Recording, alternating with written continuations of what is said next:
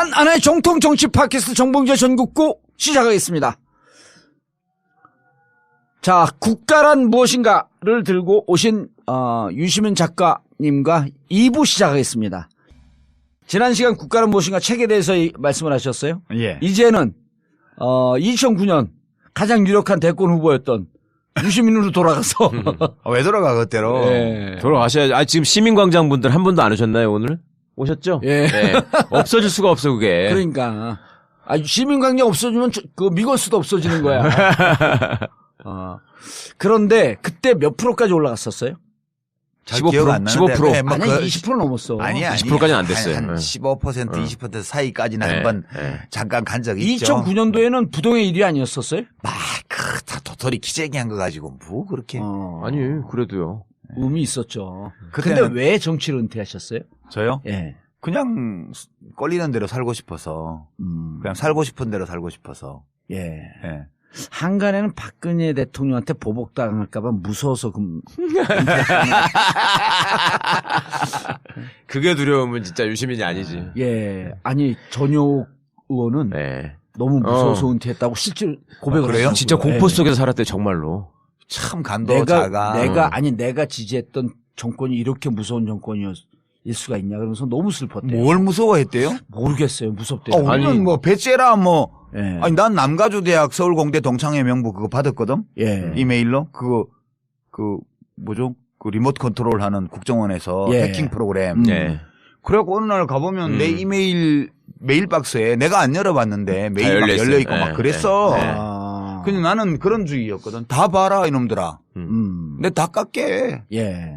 그러니까 이제 그 전과자 출신하고 비전과자의 차이죠. 전혁 씨는 그런 험한 삶을 살아온 게 아니니까. 그러니까 간이 작은 게지. 아니, 그러니까 본인이 개심을 한 것처럼 요새 진짜로 보이거든요. 근데 그 계기를 그렇게 설명했어요, 진짜로. 내가 노무현 정부 때 온갖 얘기를 다 해도 자기가 두렵지 않았대요. 그리고 그때 그 유명한 장면 있잖아요. 유 작가님이 토론 프로그램에서 딱 마주쳐가지고. 그만해 이제. 아주 비열한 비유다, 이거. 그런 시절을 겪으면서 뭐 유시민 선생을 만나서 토론을 하면 재밌다느니 뭐 이런 소리를 하면서 깐죽거리고 다녔는데. 우리가 여기 모여서 왜 그 여인에 대한 얘기를 해야 되지? 아니, 그렇게 이제 방송을 같이 하니까. 개심한 사람이 있으니까요. 근데 예. 자기가 박근혜 대통령 정부 시절을 살아보니까 곧 죽을 것 같더라는 거예요. 무서워서. 예. 뭐 죄진 게 있나 보지 뭐. 있죠, 죄진 게. 나는 하나도 안 무섭던데. 진짜 안 무서웠어요? 무서울 게 뭐 있어. 근데 이제 유시민 장관으로서 정치를 하다가 국회의원을 하다가 은퇴를 하고 썰전을 잘 하고 근데 느닷없이 얼마 전에 그 온라인에서 김병준 똥볼 차고 있을 때 유시민 장관이 총리감이다. 그땐 또 한다 그랬잖아요. 아니 그건 이제 농담 삼아 한 얘기인데. 예. 그게 농담이었어요. 이제 그게? 일부 몰지각한 시민들이 예. 몰려들어서 뭐 무슨 서명을 받는다는 둥 이렇게 한 거지. 몰지각한 일부 시민들. 예. 이 그 시민광장이 주도했던데. 아마도 maybe 안 봐도 비디오야. 아니, 그거 끝나지 예. 않았어요. 지금도 섀도우 캐비닛이 된다면 총리 후보로 누구를 생각하느냐. 지금도 유시민 1등이지. 그건 일부 시민들이 그런 거지. 그런 일부의 주장을 여론으로 착각하지 마세요. 아니 만약에 정권 교체가 돼서 누가 됐든지 간에 그때 보건복지부 장관 잘하셨는데 좀 한 번 더 맡아주시면 어떻겠어요 하면은 안 하지. 진짜 안 해? 예, 월급도 너무 적고 힘들고 안 할래. 총리 월급은 괜찮아요, 그래도. 총리 월급도 괜찮아요. 얼마 안 돼. 네. 그걸 한 달에 한 1,500 되잖아요, 총리가. 그거 갖고 어떻게 살아 지금? 아니, 이 아저씨들이 지금 뭐. 아니 지금 이 방송인 유시민 방송인 정봉주 앞에놓고 지금 뭔 얘기하는 거예요? 나 55 먹을 때까지 저축을 하나도 못 해가지고 지금 노후 자금도 비축해야 되고 바빠요. 예. 뭐 한간에는 뭐 장관 하면 연금이 있다는 헛소문이 돌아가지고 사람들은 나 연금 맞아. 받는 줄 알아. 예, 예. 그런 거 없거든. 없어요? 그런 속설 있죠. 하루만 해도 공짜가 연금 있는 나온다. 줄 알았어? 응. 난 장관을 안 해봐갖고. 그거는 그냥 공무원 몇십 년 한 사람들이 장관 했을 때 공무원 연금 많이 받는 거야. 20년 이상 근무했을 때. 그렇지. 그렇죠. 우리처럼 1년 반 이렇게 한 사람은 그냥 일시금으로 다 돈 찾아갖고 나오고 그리고 땡이야. 무슨 그런 게 어딨어. 그러니까 지금 노후 자금도 비축해야 되고 이제 우리는 지금 부모님들 편찮으시면 뭐 병원에 모시고 우리가 다 하지만 예. 우리는 애들이 숫자도 적고 그러니까 취직도 못하고서 헤매고 고생하고 있는 아이들한테 그 부담을 줄 수가 없잖아. 그러니까 죽을 준비까지 우리 손으로 다 해야 되니까 이제는 벌어야 좀 되겠다. 그 돈을 벌어야 되겠다는 것보다 적어도 국가나 사회나 어떤 자식들이나 친지들한테 폐를 안 끼칠 정도의 준비는 해야 되잖아요. 예. 아니 다시 쓰는 한국현대사가 얼마나 만에 팔렸는데 55가지 돈을 못 모으셨다는 게 나의 한국 현대사? 아니요. 맨 처음에 내셨던 책. 거꾸로 읽는 세계사? 거꾸로 읽는 세계사 거꾸로 참. 읽는 미안, 그거 죄송합니다. 30년 동안 30년 동안 스테디셀러잖아요. 30년 동안 그거. 한 80만 부, 90만 부 팔아서 그 밥 먹으면 없지. 그 돈이 뭐예요? 아무 3,200원짜리 책인데 원래 나올 때. 그래도 갈수록 그거 올라가고 계속 꾸준히 팔렸는데. 한 그것도 어디 한 권뿐이에요, 그게 또. 1년에 10,000권 나가면 얼마 주겠어요? 1년에 10,000권 나가면 유 작가님은 한 1,500만 원 되잖아요, 인세가. 그러면 음. 세금 한 달에 떼고 나면 한 달에 100만 원. 그걸로 밥 먹으면 밥도 못 먹어. 한 그걸로. 권이 아니잖아요. 한 2, 30권 되잖아. 무슨 2, 30권. 아이, 솔직히 말씀하세요. 국가란 무엇인가가 제일 안 팔려서 짜증나는 책인데 9만 부 나갔대. 아, 그 다른 원판이? 출판사 분들이 어. 정말 짜증내더라고. 2만 부만 나가면 대박인데 9만 부가 너무 작다고 개정판까지 찍었다고. 이번 개정판은 잘 나간대. 이번은 또 엄청 나간대 이거. 그러니. 몰라는 얼마나 나가. 이번에 많이 나간대. 그러니까 이 출판계 삼성이에요, 삼성.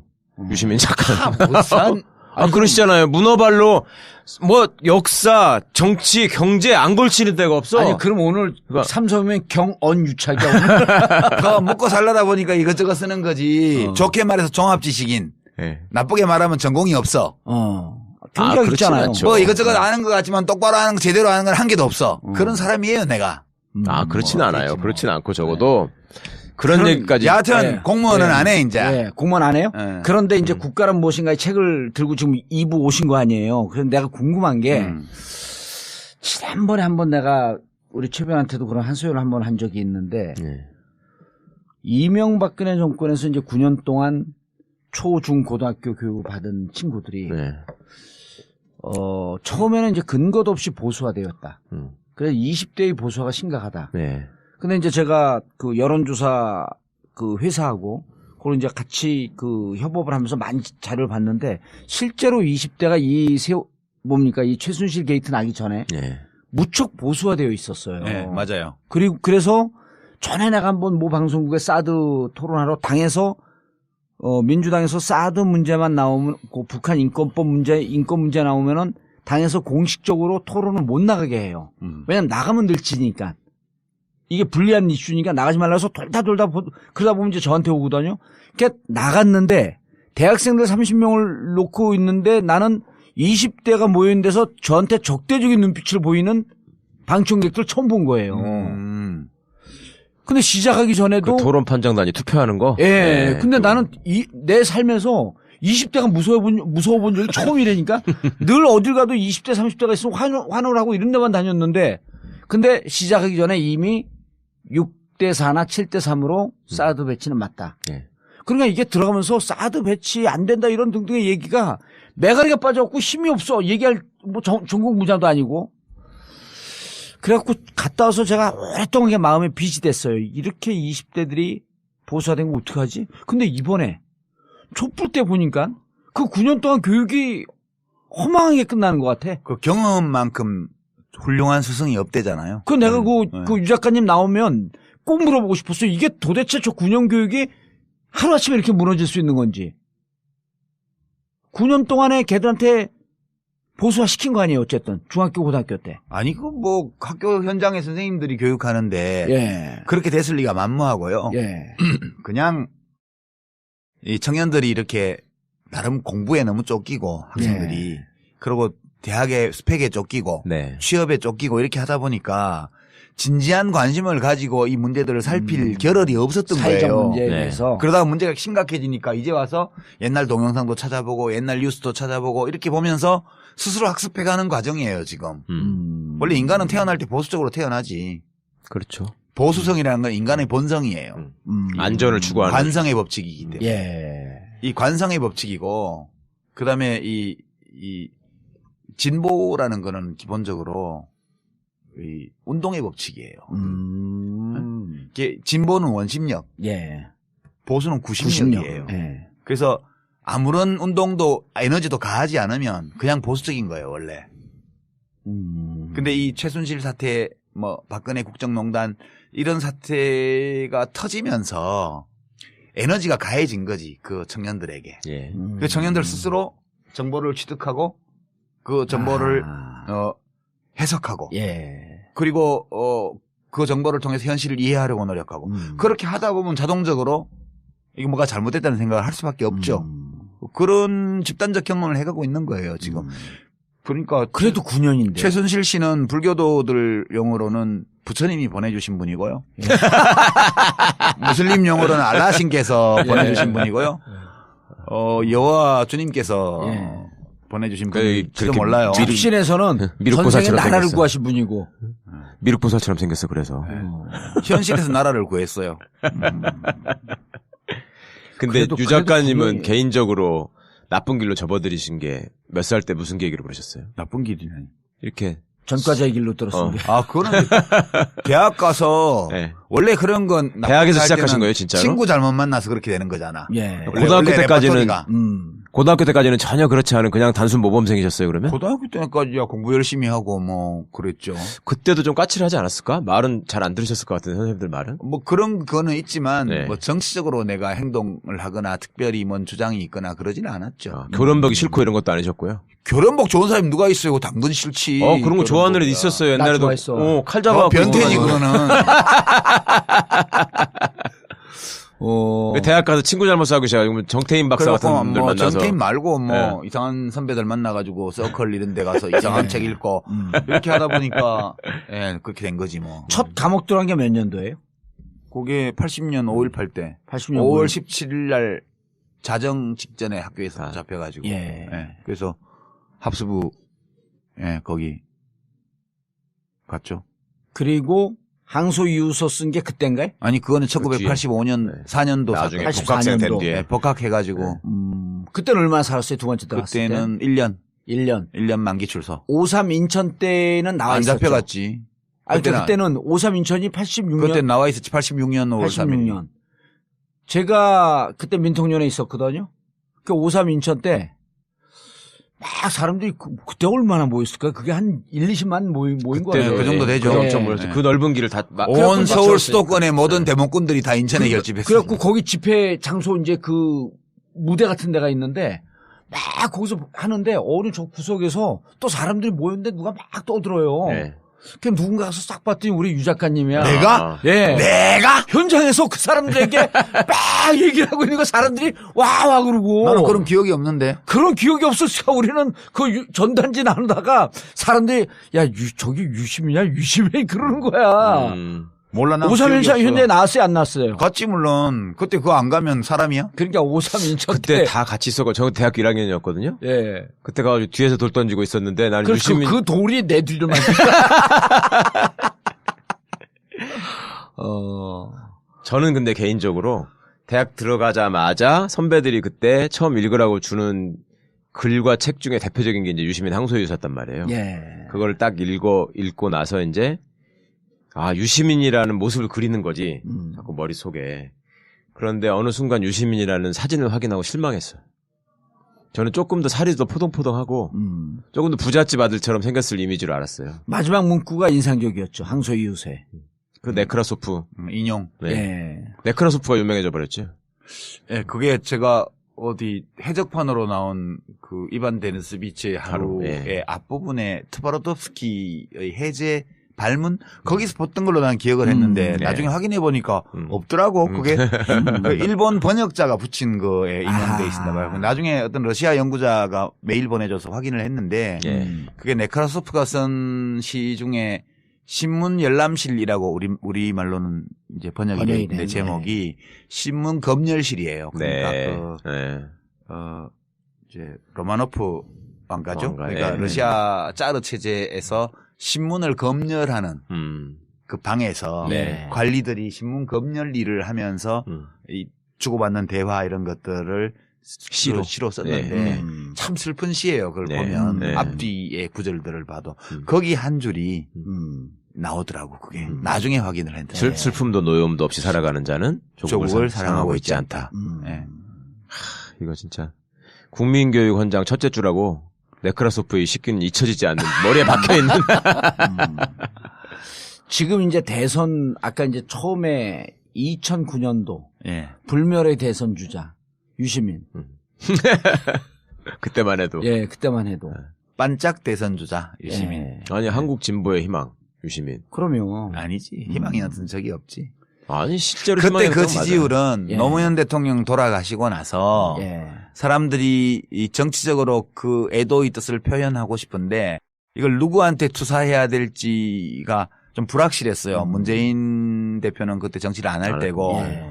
안희정 이광재도. 씨도 뭐 감옥 갔다 야인이었고, 와가지고 예. 야인으로 있었고 이광재 씨는 뭐 그 뒤에 지방선거에 나서 당선됐다가 또 바로 예, 2010년도에 예. 그렇게 됐는데 하여튼 마땅하게 누군가에게 투사할 대상이 없을 때 마침 나는 뭐 그때 상주였으니까. 정치 은퇴는 안 하고 사실상 은퇴 상태에 있었는데 그 이제 좀 지명도가 있으니까 복지부 장관도 예. 하고 이래서 거기 투사가 돼가지고 잠깐 나한테 맡겨져 있던 거예요. 그게 내게 아니고 사실은.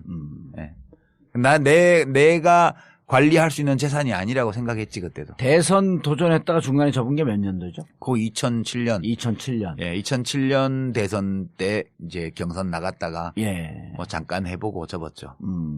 유세 삼창가 뭐 예, 첫 주 유세만 하고. 그때 경선 후보들이 정동영, 이해찬, 예, 유시민, 한명숙, 유시민, 한명숙, 손학규. 그랬죠. 뭐. 그러다가 이제 예. 친노는 해보니까 이해찬 쪽으로 다 예, 뭐 울산 있어요. 제주에서 그냥 4등이더라고 합치니까. 예. 그래서 이거는 뭐 어렵겠다 싶어서 접었죠.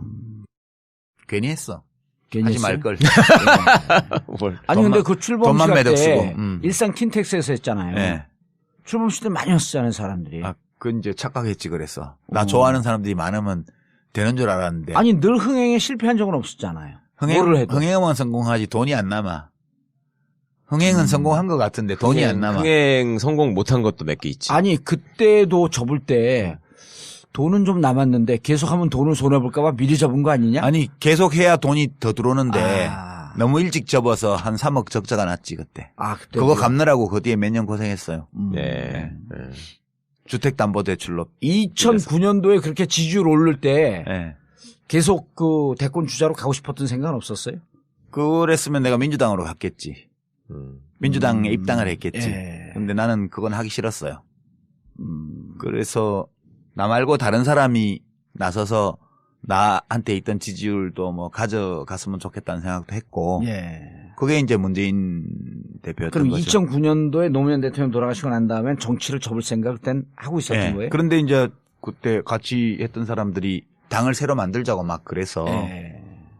그래서 이제 나도 좀 힘을 보태야 되겠다 해서 이제 민주당으로 안 가고 뭐 대선 도전은 하고 싶지도 않고 또 해서 될 일도 아니라고 판단을 해서 나는 좀 제3세력을 이렇게 민주당 왼쪽에 민주노동당보다 좀 외연이 넓은 예. 그런 진보정당을 하나 하고 싶어서 이제 국민참여당에 가서 입당해서 이제 경기도지사 선거 2010년도에 나가고. 예. 근데 뭐 선거 한번 계속 지더라고. 그래서 나는 아닌가 보다 그런 결론을 얻은 거죠. 2010년도에 지방선거 때. 예, 지방선거 그때 때. 심상정 단일화한 다음에 김문수하고 마지막에 붙으셨던. 늦게 단일화 해갖고 좀 영향이 있었던 거 그런 아닌가요? 건 아니고 이제 뭐 그 영향도 없지는 않겠지만 기본적으로 사표가 많이 나왔잖아요. 뭐 진표수만큼 사표가 나왔는데 그렇죠. 뭐 그거는 부차적인 거고 이제 시골 지역에서 너무 많이 져가지고 대도시 지역에서는 조금밖에 못 경기도 이기고. 농촌 지역에서. 그래서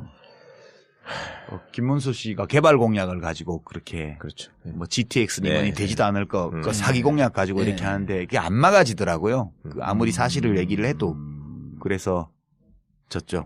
그때 저는 토론하실 때 인상적인 장면이 유 작가님이 그때 김문수 후보하고 상대 토론하면서 그 얘기를 하셨어요. 내가 어릴 때부터 우리가 잘 알지 않느냐.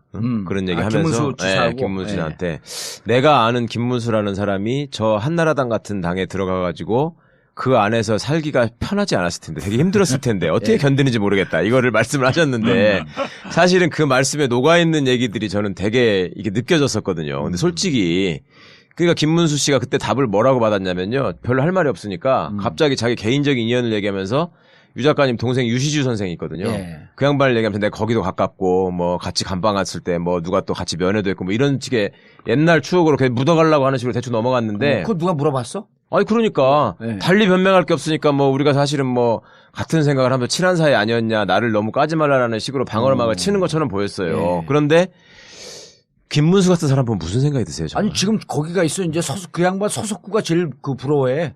그 양반이 제일 김문수 부러워하는 사람 서석구예요. 전 지사 같은 경우는 이제 정치 이론이나 어떤 도덕 이론 가지고는 해석이 안 불가능하고요. 되잖아요. 네. 신경생리학적인 해석밖에 안 남아 있어요. 전두엽에서 무슨 일이 벌어진 거야. 아니 그거 말고는 해석할 길이 없어요. 우리가 보통 어떤 사람이 젊었을 때와 전혀 다른 행동을 할 때 변절했다 뭐 네. 어쨌다 네. 비난을 하잖아요. 근데 그게 아닌 것 같아. 그냥 그거는 김문수 씨 자신도 어떻게 할 수 없는 것 같아. 전두엽에서 왜 우리가 중2병 걸려서 아들들이 막 네. 인간 같지 알았을 않은 때. 행동을 하잖아요. 예. 여자애들도 그렇고 남자애들도 그렇고 중1, 중2 때 인간 같지 않은 말과 행동을 해요. 예. 지랄 총량의 법칙이라고. 네, 하죠. 근데 그거를 부모들이 못 견뎌주고 지랄 총량의 법칙이야. 예, 못 견디고 이렇게 하다 보면 아이하고 정서적인 유대가 깨져서 그렇죠. 가정불화가 생기고 그래요. 예. 근데 꼭 참아주고 믿어주고 이렇게 하면 정말 어느 날 갑자기 바뀌더라고요. 그 김문수를 참아주고 믿어주라는 말씀이세요 아니죠. 지금? 아니죠. 이거는 그 반대의 게 있어요. 고문을 해라 고문을. 그러니까 인간 같지 않은 말과 행동을 하던 아이가 예. 어느 날 갑자기 딱 인간이 돼요. 네. 이유가 뭘 것 같아요? 네. 전두엽 발달 때. 그 나이에 그러니까 사춘기 이른바 반항기를 통과하는 그때가 뇌과학으로. 예, 우리 이거는. 전두엽 아니 저 얘기를 저렇게 진지하게 얘기해. 진짜로다. 우리 전두엽 전두엽 부분에서 예. 그런 타인과의 관계 배려 맞아요. 이런 논리적인 맥락 이런 걸 우리 다 세포가 자라면. 관장하잖아요. 예. 그게 아이들마다 그 전두엽 분야 부분이 기능이 확충되는 시기가 다 다르대요. 근데 일반적으로 그게 사춘기래요. 그게 네. 그게 뇌가 폭발하는 거야 그때. 김문수 인제 사춘기가 온 거야? 그렇지 아니지. 그 반대의 과정이 진행된 거라고 봐야지. 전두엽에 뭔가 그런 기능이 작동하지 않게 하는 예. 그 예의와 염치와 일관성과 이런 것들을 지킬 수 없게 만드는 신경생리학적 변화가 전두엽에서 그러니까. 일어났음에 분명하다. 그러니까. 그렇지 않고는 해석할 길이 없어. 아 이제 2달 전에 탄핵을 해야 된다고 얘기하다가 갑자기 느닷없이. 갑자기 느닷없이 가갖고 서석구하고 같이 태국불을 메고. 그러니까 우리가 김문수 씨를 비난할 게 아니고 예. 김문수 씨의 뇌에 있는 전두엽에 있는 몇 번 신경세포 예. 그걸 찾아가지고 그 신경세포를 비난해야 돼. 너 때문에 이렇게 됐다. 전에 한번 유시주 선생님은 제가 그런 글을 썼었던 게 기억이 나거든요. 정확한지 모르겠는데 택시를 타고 가는데 나 미워하지 않아. 이해해요. 그 신경계통 그걸만 미워해. 네, 그거는 김문수라는 인격체도 어떻게 할 수 없는 변화예요. 이게 자기 자신도 좋아서 하는 게 아니야. 그냥 그렇게 되는 거예요. 그래서 우리가 그거를 그 20대 때 30대 때의 김문수하고 비교해서 그 사람을 비난하는 거는 굉장히 그건 부당한 거예요. 아, 그 비난하는 사람이 잘못한 거라고. 그렇지. 그 예. 지금 있는 김문수 씨를 그대로 봐주자고 우리가. 서석구 씨도 그대로 봐주잖아. 아니, 그분도 이게 전두엽에 문제가 생기시지 그 않아요? 옛날에 아니, 판사할 때는 청와대에 계신 분. 아니 그거까지는 내가 뭐 단정하면 그분은 원래 그런 분이었을 가능성이 많아요. 원래 전두엽이 네. 없었어 거기는. 그거는 무슨 그런 변화가 있는 게 아니고 네, 원래 원래. 그런 분이고 서석구 변호사 경우는 원래 판사 시절에는 그래요. 불임 사건에 네. 일부 무죄 판결도 하고 네. 그랬단 말이에요. 그때만 해도 전두엽에 문제가 없었어? 그때의 서석구 판사와 예. 지금의 대통령 대리인단의 서석구 변호사를 같은 인물로 우리가 같은 자아로 규정을 하고 변질을 비난하면 안 된다고요. 그건 서로 다른 자아예요. 그냥 이름표가 같은 거지. 아니, 이런 자아가 거가. 변하지 않는 사람도 많이 있으니까. 우리 김기춘 같은 사람도 있고. 그건 운이 좋은 거지. 전두엽에 아무 일이 안 생기고 지금까지 오고 있는 거 20대 때부터 지금까지 꾸준히 나쁜 짓만 하면서. 여기 봉도사도 마찬가지예요. 전두엽이 전혀 지나가지 봉도사는 않아요. 철이 죽을 때까지 안 들 거야. 계속 갈 거야. 그 우리 부모님이 포항제철에 넣고 싶어 했어요. 철 좀 들으라고. 아, 이것도 아재 개근데, 씨. 넘어가는 거야 그냥. 아유, 정말. 아니 그런데 이제 제가 왜 자꾸 대선 얘기를 하냐 하면 지금 그 문재인 후보와 후보라고 얘기해 안희정 후보가 같은 이제 친노의 뿌리라고 얘기를 하잖아요. 예. 근데 친노의 뿌리라고 하면 또 우리 유 작가님이 제일 잘 아시잖아.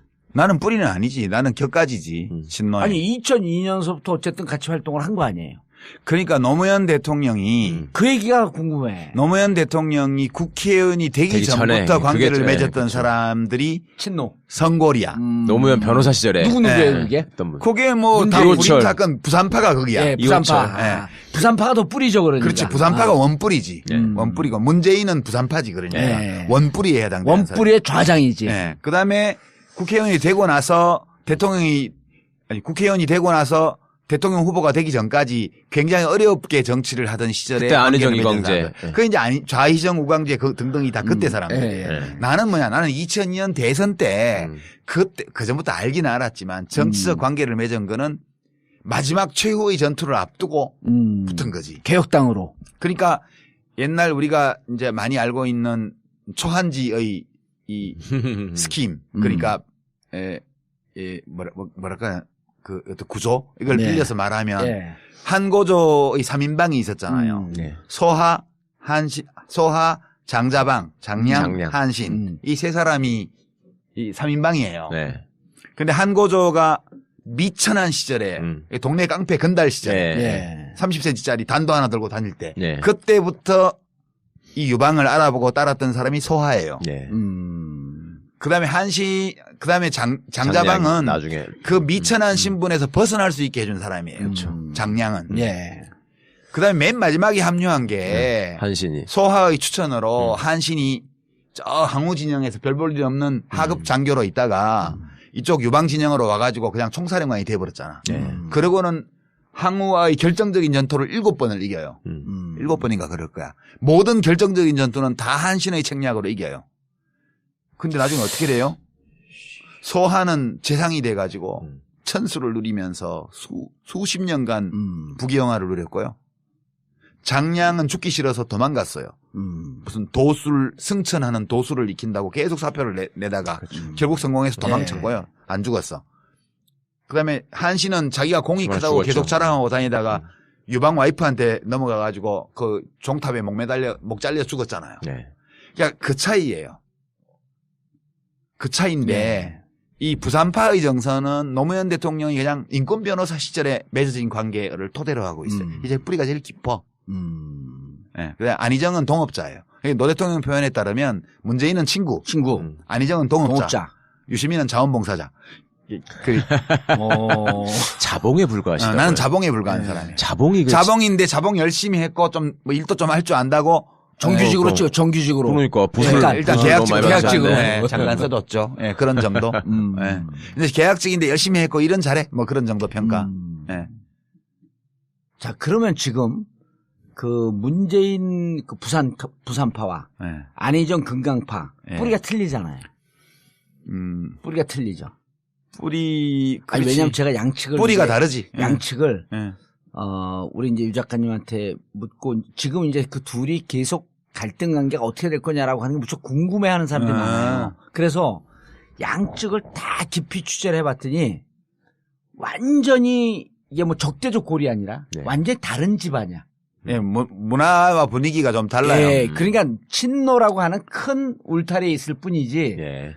그래서 저기는 제가 보기에는 노무현 대통령은 문재인과 부산 친구들은 동지로 본 것 같고 이쪽은 동업자라고 실질적으로 표현했기 때문에 동지보다 친구야. 친구 동업자야. 예.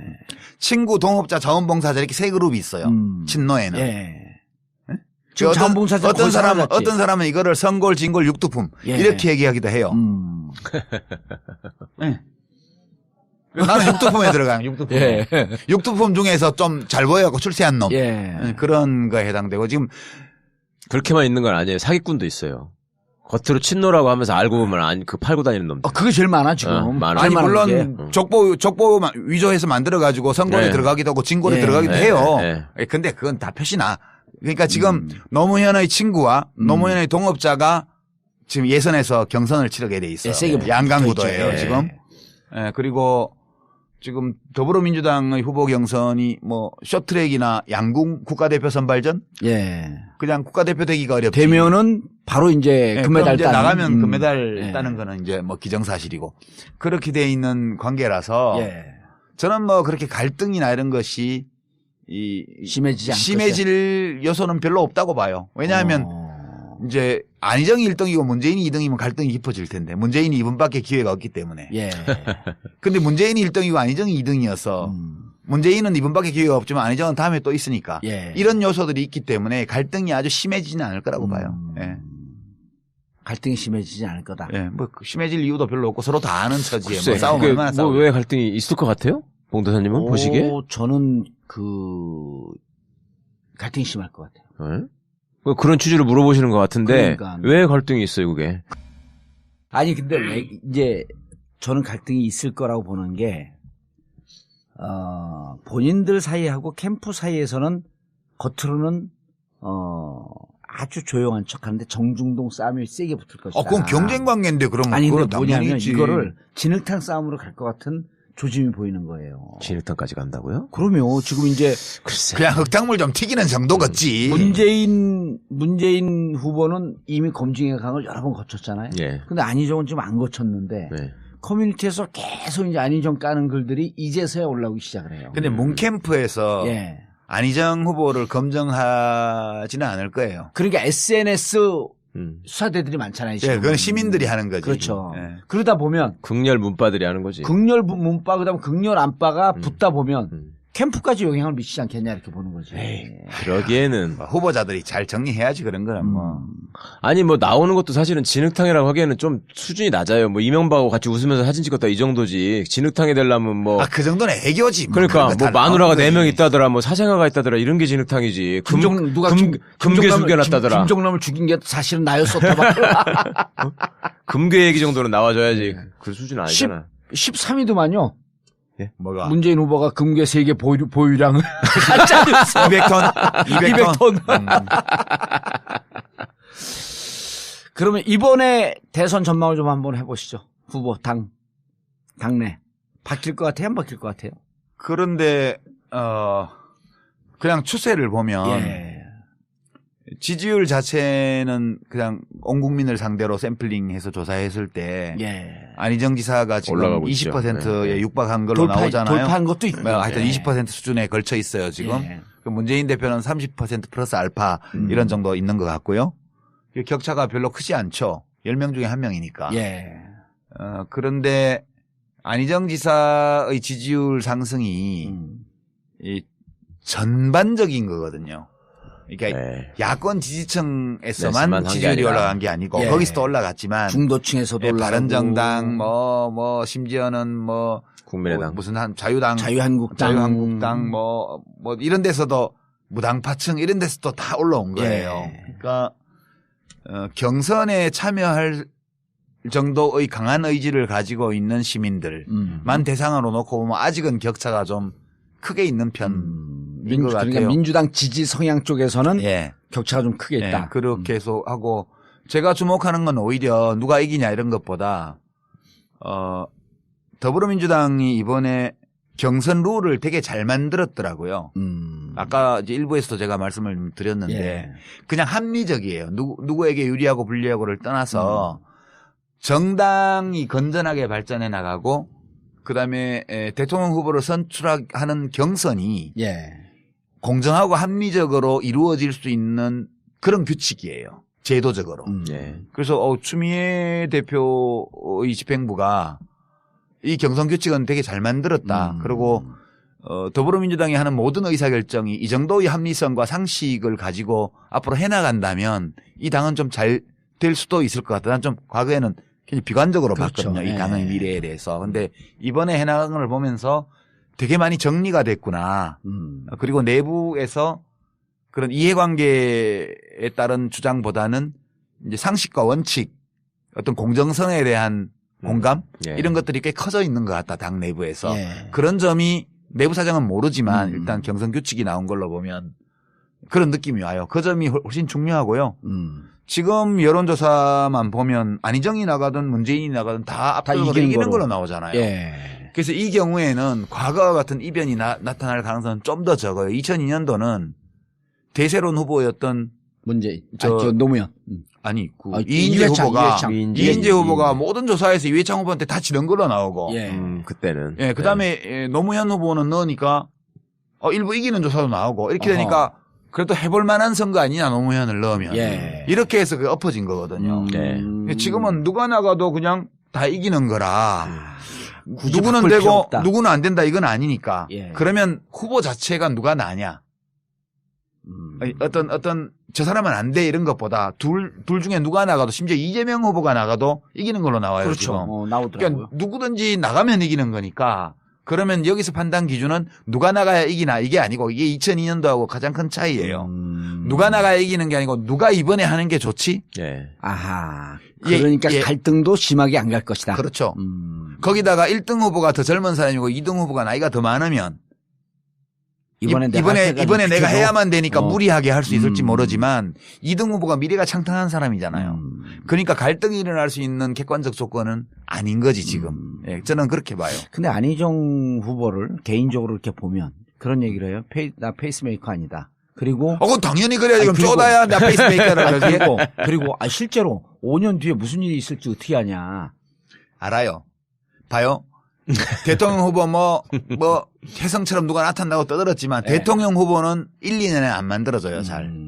노무현 대통령이 갑자기 뜬 것 같지만 네. 아, 그건 그분은 아니죠. 그전에 예. 서울시장 선거라든가 뭐 이런 선거가 있을 때마다 네. 여론조사를 해보면 상당히 높게 선호도가 나오던 분이에요.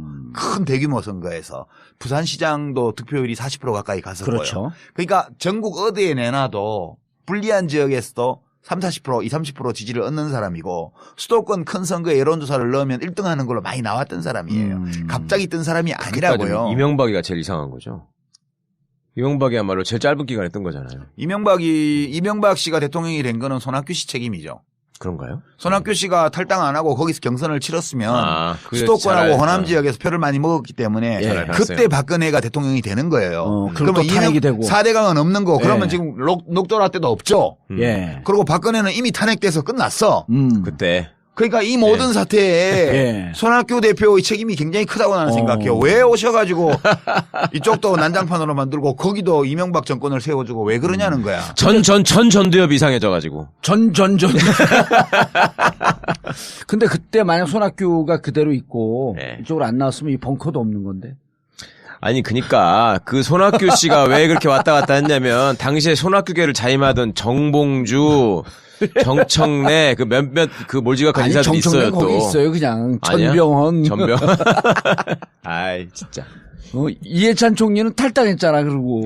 나도 손학규 그때 오니까. 당을 떠났지. 탈당하셨지. 당이 더 이상 희망이 없다고 네. 생각을 하고 그때 탈당했어요? 예, 조용히 혼자 당을 나갔어요. 제가 그때 이해찬 총리는 선언하고 나가고. 2008년 1월 달에 그냥 조용히 뭐 제가 더 머무를 공간이 없다고 느껴서 이제 조용히 떠났는데 사람들은 대구 출마하니까 무소속 하려고 가나 보다 그렇게 해서 별로 욕 안 하고 보내줬어요. 저를.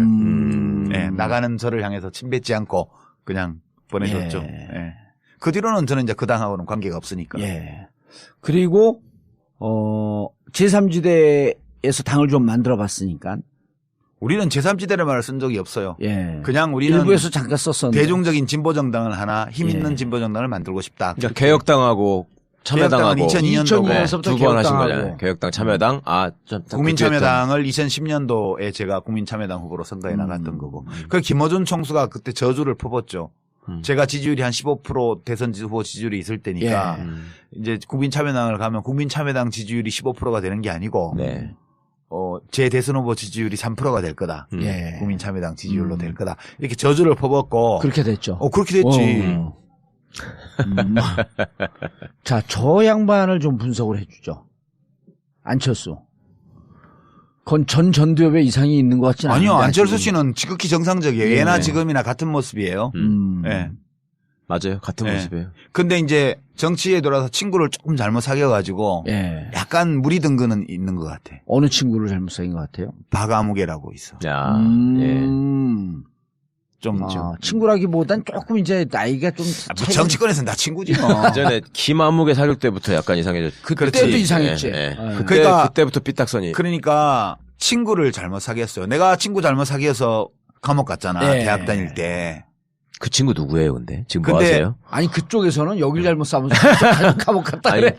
근데 나는 그 친구들이 참 훌륭한 친구였다고 예. 생각해요. 그래서 내가 똑바로 살 수 있었으니까. 근데 안철수 의원은 들어와서 사귄 친구들이 그 어떤 친구가 좋은 친구고 어떤 친구가 안 좋은 친구라는 거를 잘 몰랐어요. 예. 그러다 보니까 계속 그렇게 어울려서 정치를 잘 몰라서 그런 거 아니에요? 정치에 그렇죠. 대한 감이 좀 전체적으로 떨어지고. 보면 예. 전체적으로 보면 정치 업계라는 데가 이 예. 업계가 되게 쌀벌한 데거든요. 그거 상당히 전문 직종 아니에요? 예, 아주 전문 직종이고 그리고 경쟁이 치열한 것이고 공정거래 관행이 없어요. 예. 최근에 와서 안철수 의원도 그걸 깨달았는지 적극적으로 왜곡하는 상대방이 있다는 것이 이 정치인은 다른 업계와 다른 점이다 이렇게 최근에 얘기를 하더라고. 네. 근데 그거를 이제 알면 안 되지.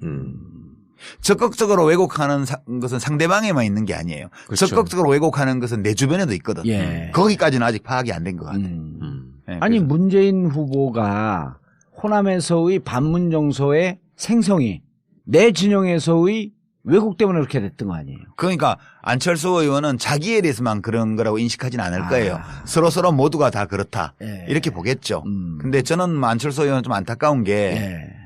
국민의당 만든 게 굉장히 대선 후보로서는 큰 실수지. 예, 잘못된 선택이었다고 네. 해요. 합리적이지 않은 예. 도덕적으로 잘못됐다는 게 아니고 네.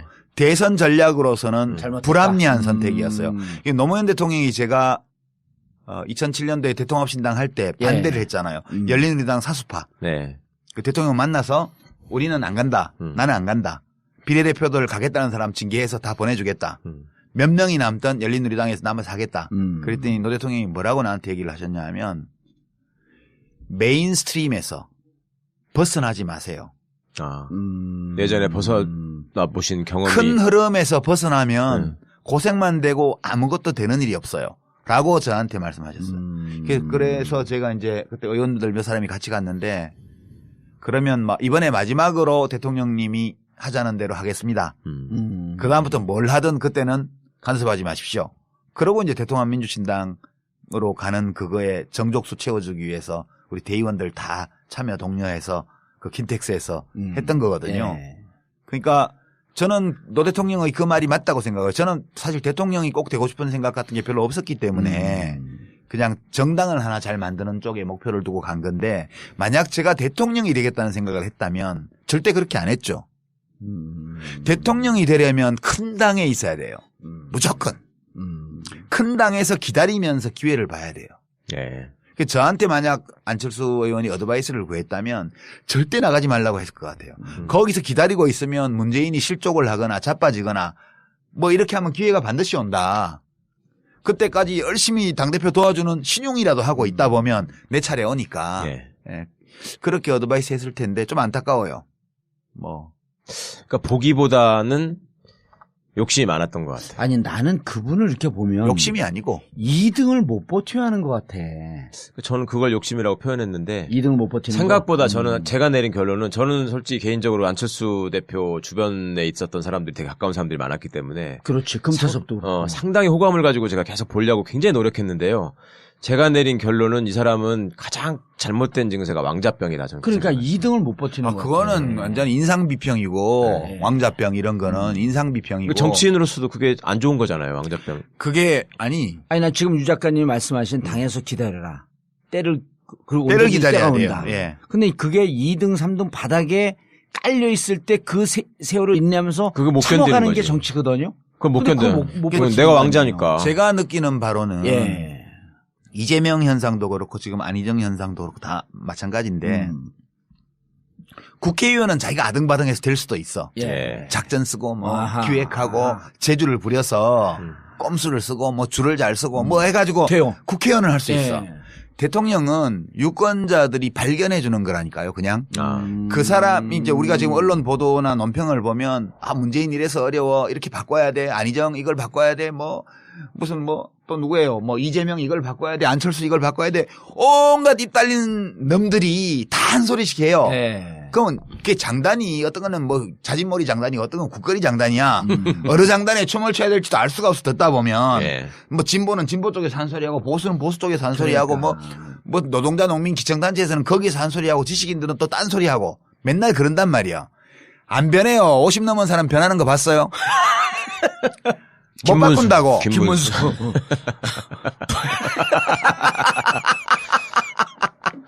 손학규. 그거는 바뀌었다고 말하는 게 아니에요. 그냥 참 재밌어. 이런 거죠. 사람은 안 바뀌어요. 네. 그러니까 사람들은 자기 색깔을 내면서 자기 목소리로 자기 모양을 하고 거기서 활동을 해요. 근데 그 사람들 중에 대중이 어떤 사람을 주목하게 되는 거거든. 대선 때는. 네. 그 사람을 발견하는 거예요. 네. 샌더스가 수십 년간 정치를 했지만 한 번도 눈길을 안 주다가 네. 이번 대통령 선거에서 갑자기 눈길을 줬잖아요. 미국 네. 시민들도. 그런 네. 것처럼 어느 날 갑자기 주목을 받는 거예요. 그때 준비되어 있던 사람. 네. 뭐 성경 얘기를 빌자면 잠을 자지 않고 등잔에 기름을 채우고 기다리고 있었던 신부는 스카웃 되는 거고 예. 잠을 자버리면 못 데려가는 거야 신랑이 와도. 그런 것처럼 준비하고 발견되기를 기다리고 있던 사람은 대중이 발견하면 딱 스카웃이 돼요. 그래서 대통령으로 가는 거거든. 근데 이제 안철수 의원은 그 생각을 이제 판단착오를 한 거라고 봐요. 저는 더불어민주당 안에서 계속 기다리면서 그러니까 이걸 했더라면 그러면 대중들이 안철수를 다시 재발견해 줬을 수도 있거든요. 근데 저렇게 메인스트림에서 벗어나서 호남의 지역구를 둔 국회의원에게 이용당한 거거든요. 저게. 그렇죠. 그러니까 그 호남에 이번에 국회의원 배치 단 분들은 만세 불렀지 안철수 덕에. 예. 그렇지만 아, 안철수 그렇지. 씨는 안철수 씨도 국회의원도 당선이 되고 지역에서 그또 30몇 명 되는 정당을 만들어낸 공적이 있지만 예. 대선 후보로서는 치명적인 결함을 안게 된 거예요. 소수정파의 후보라는 거. 그래서 그거는 굉장히 하여튼 도덕적으로 잘못된 선택은 아니지만 예. 그건 전혀 도덕의 잣대를 제일 문제가 아니고 전략적으로 볼 때 합리적이지 않은 선택을 한 걸로 저는 봐요. 대선 후보의 꿈을 갖고 있었다면. 예. 그냥 정치 혁신의 꿈이 있었다면 난 이해해 줄 수 있다고 봐요. 그러니까 나는 뭐 양당 구도를 허무는 것 자체를 목표로 가치 있게 한다. 생각하고 그걸 목표로 한다 그러면 그건 합리적인 건데 이게 목표를 뭘로 두냐에 따라서 똑같은 행위가 목적 합리성을 가진 행위이기도 하고 아닐 수도 있고 그런 거거든요. 근데 대통령이 되고야 말겠다는 의지를 가진 사람으로서 그 전략으로 그 길을 택했다면 그것은 합리적이지 않은 선택을 한 것으로 봐야죠. 그게 지금 안철수 의원이 겪고 있는 어려움의 원천이라고 봐요, 저는. 원인은 친구 잘못 만나서. 뭐 다 본인이 선택한 거지만 그래도 본인의 선택에 별로 좋지 않은 친구들이 영향을 많이 미쳤다. 저는 그렇게 보는 거죠. 대선은 끝까지 레이스를 걸겠죠. 그렇죠. 누구하고 단일화한다거나. 그거는 그러면서 뭐 최소한의 자존심이고 예. 내가 본선에 가면 국민들이 나를 발견해 줄 것이다라는 믿음이 있기 때문에 그런 믿음이 있다면 가보는 것도 좋죠. 문재인 후보한테는 유독 자신감이 있어요 또. 문재인 후보와 1대1로 하면 난 무조건 이긴다.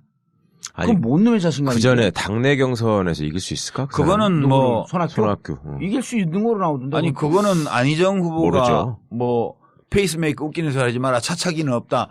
차차기 아니다. 이거하고 똑같은 얘기지. 정치인들은 자기의 목표를 그대로 날 것대로 말하지 않아요. 예, 그러니까 뭐 그거는 이해를 해줘야지 우리가. 어떡하겠어요? 레이스는 끝까지 할 것이다. 예.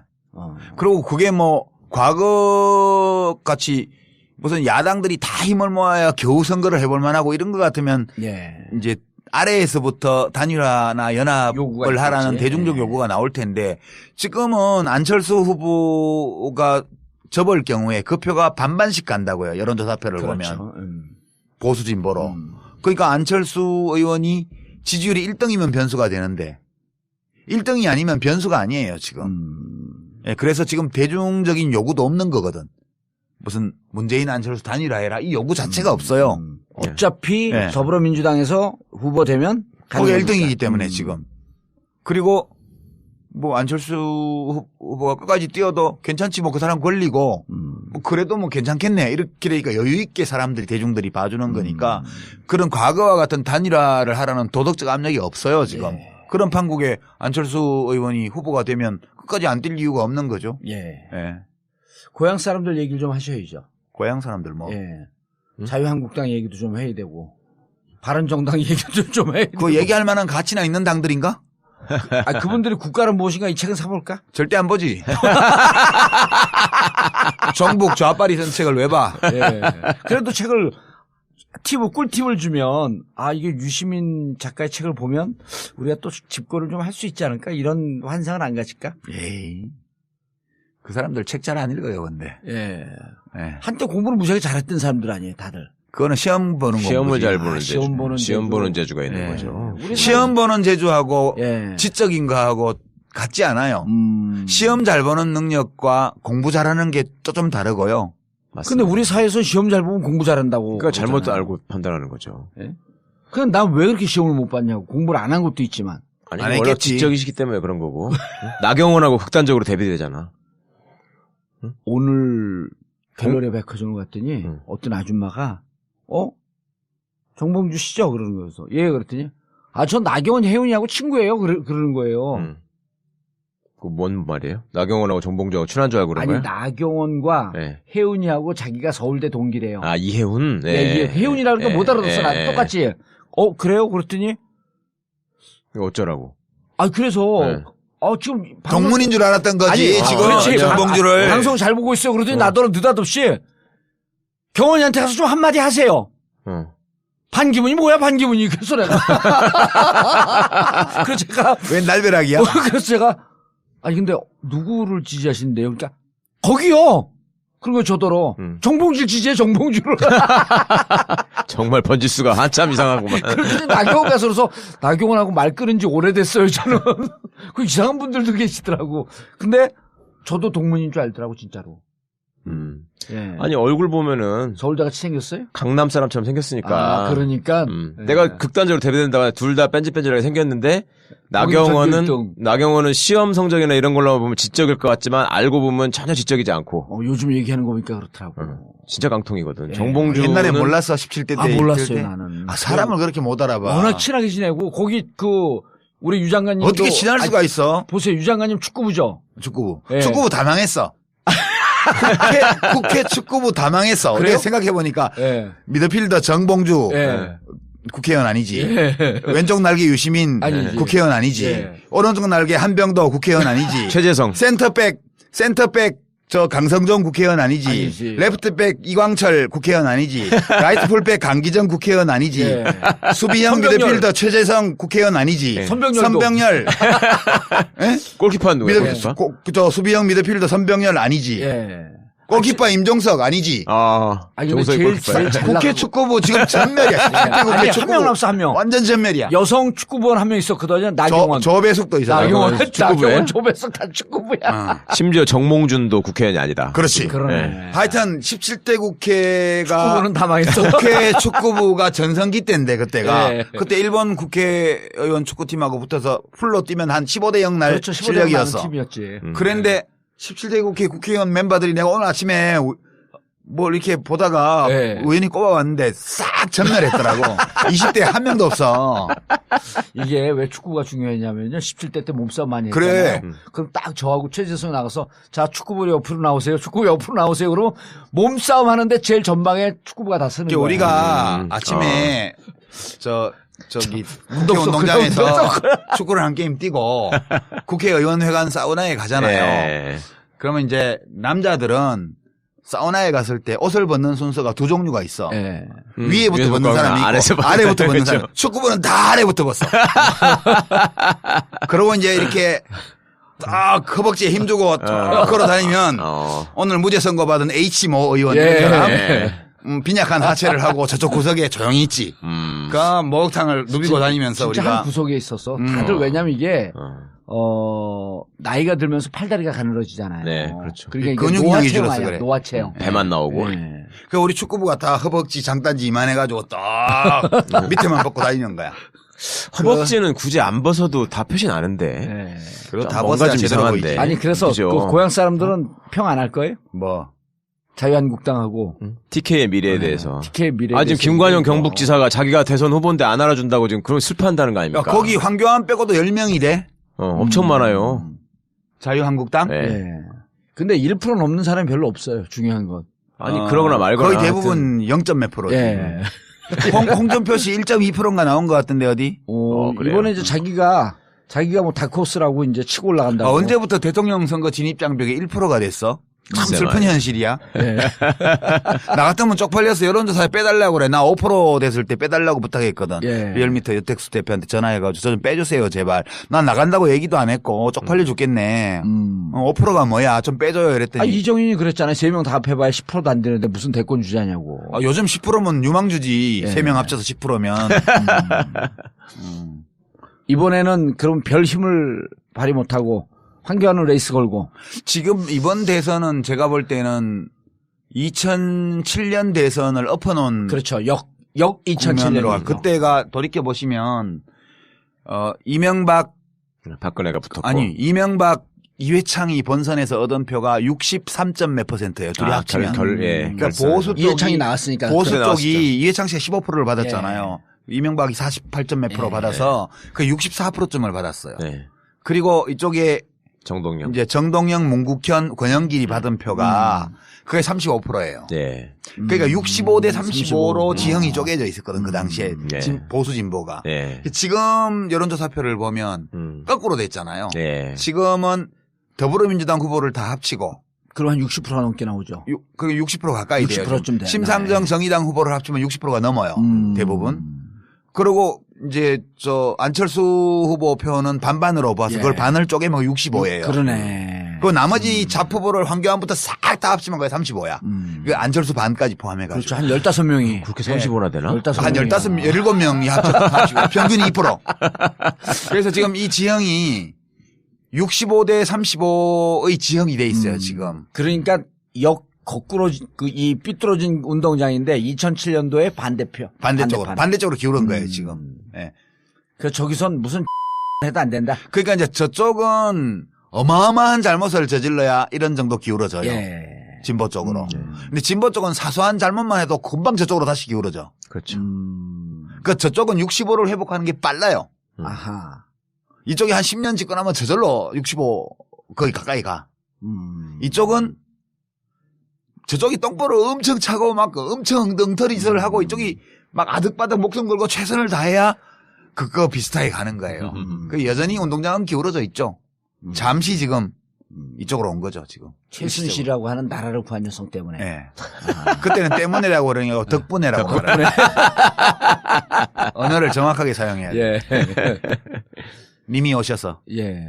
근데 그러거나 말거나 다음 총선에 우병우는 당선될 거예요, 영주 가가지고. 그걸 물어보는 거죠, 지금. 아니, 이제 가는데 거기는. 응? 저거 한다는 거 아니에요? 구속영장 친다는 아니, 거 아니야? 치든 말든 그새 또 그게 나올 거야. 그 다음 총선까지 3년이나 남아가지고. 3년이나 남았기 때문에 나올 가능성이 높다니까. 아니, 그건 그 선거법이 아니구나. 네. 피선거권 박탈이 아니네. 네. 대대로.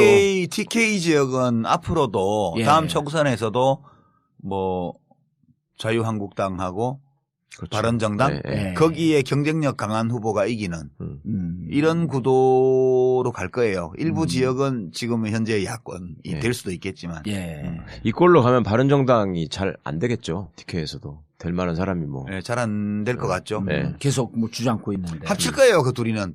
결국요. 그냥 대선 때까지는 지금 집 나와가지고 지금. 자존심 싸움 하고 있고. 그러니까 지 맘대로 한다고 해가지고 뿔따고 사갖고 가재도구 몇 개 집어 던지고 지금 나왔잖아. 예. 그래갖고 이제 나와서 따로 월세방 얻어서 살고 있는데 살아보니까 괜찮다 이러면 계속 그렇게 살겠지만 지금 못 살겠거든. 네.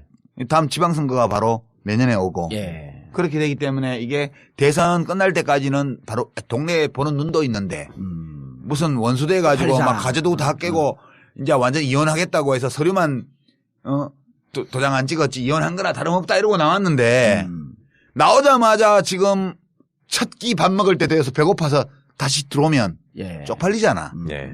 그래서 한 끼 정도는 배고프더라도 참고 대통령 선거 치러보고 두 번째 끼니가 돌아오는데 지방선거 때니까 예. 한 끼 굶고 나면 배가 되게 고플 거라고. 그때 되면 이제 여보 지난번에 내가 좀 너무 심하게 해서 미안하게 생각해. 그럼 앞으로 다시는 안 그럴 거죠. 이러고 다시 붙이겠지. 이번 대선 전에는 안 합칠까요? 예, 그건 어려워요. 대선 전에 예, 어렵고. 시간도 너무 짧고. 근데 유시민이 아니라 유승민. 이름이 비슷해갖고. 유승민 그분은 그러잖아요. 같이 하자고. 그러니까 누구한테 대선 맞춰요? 전에. 그 자유한국당. 대선 전에 이제 그랬었어요. 후보 단일화를 후보 단일화 하잖아요. 후보 단일화. 예. 네. 그러니까 이제 살림을 갖고 들어오지는 않지만 문 후보는 단일화할 수 열어놓고 있다. 하룻밤 자고 가고 이런 거 정도까지는 허용해주자 뭐 예. 그런 얘기지 뭐. 알겠습니다. 장장 2시간 넘게 1부, 2부에서 국가란 무엇인가로 시작했거든요. 국가란 무엇인가 마지막에 또 한 번 팔고. 그만 팔아. 한 번 더 팔아요. 왜냐면 어제 나가서 이게 5만 한 3천 부 팔렸어요. 이렇게 실없는 소리 자꾸 하니까 공민권이 제한되잖아. 아, 그래요? 난 복권이라도 있으면 돼. 실없는 소리 했다가 지금 감옥 갔다 오고 그런 거 아니요. 예. 실 있는 소리였어요, 그거는. 실이들. 끈앞풀은 있었어. 예. 그래도 또 국가란 무엇인가 마지막에 한번 세게 한번 팔고. 아, 그게 아니고, 예. 저는 이제 그렇게 생각해요. 제일 우리 민주주의를 어렵게 만들고 위험하게 만드는 사고방식이 예. 좋은 지도자를 뽑아서 그 사람이 모든 문제를 해결하게 해야지.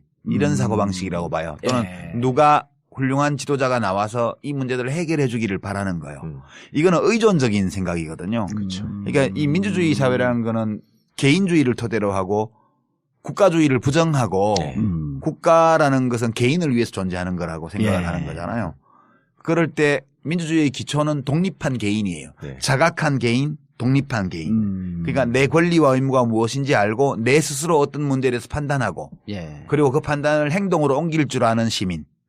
그런 시민의 존재가 민주주의의 기초거든요. 예. 근데 지도자를 잘 뽑아서 그 사람이 모든 문제를 다 해결해 줘야 돼. 이 사고방식은 이건 왕정시대의 사고방식이지 민주주의 사회의 시민이 가져야 될 사고방식이 아니에요. 지금도 언론에서 이렇게 보도를 보거나 논평을 보거나 혹은 마이크 들이댔을 때 인터뷰를 하는 시민들을 보고 있으면 이런 말을 하는 분들이 많거든요. 아직도. 잘 좀 해결해 줬으면 좋겠어요. 예. 이거는 유아기의 발상이에요. 네. 이건 왕조의 신민이에요.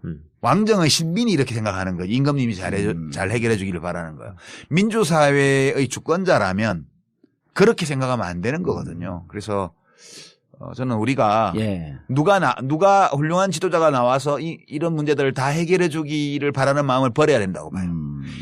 그러니까 물론 대통령도 장관도 다 그 노력해야 되겠지만 내가 대한민국의 주권자로서 시민으로서 그런 문제들을 해결하기 위해서 내가 뭘 해야 될 것인지도 같이 생각하는 이런 인식의 변화가 충분히 이루어지지 않으면 우리의 민주주의는 또다시 다음에 또 위기를 맞이할 수도 있다고 봐요. 늘 그렇게 왔다 갔다 하는 거거든요.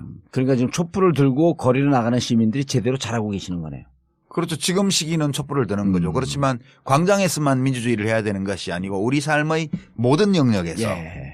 개인의 자율성을 침해하고 억압하고 왜곡하고 그리고 집단의 권위 아래 개인을 부정하고 복속시키려는 이 미시파시즘 예. 또는 미시독재, 생활상의 독재 예. 이런 것들에서 예컨대 뭐 대학의 신입생 환영회 문화 억지로 술 먹이는 거 뭐 엎드려 뻗쳐시키는 얼차려 주는 거 왜 해요?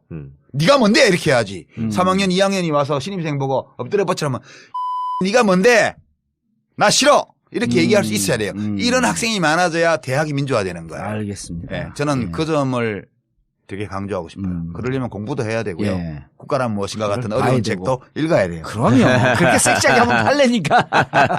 자, 국가란 무엇인가 개정판을 들고 오신 유시민 작가님과 함께 1부, 2부에 거쳐서 말씀 들어봤습니다. 정봉재 전국구 마치겠습니다. 감사합니다. 감사합니다. 감사합니다. 감사합니다.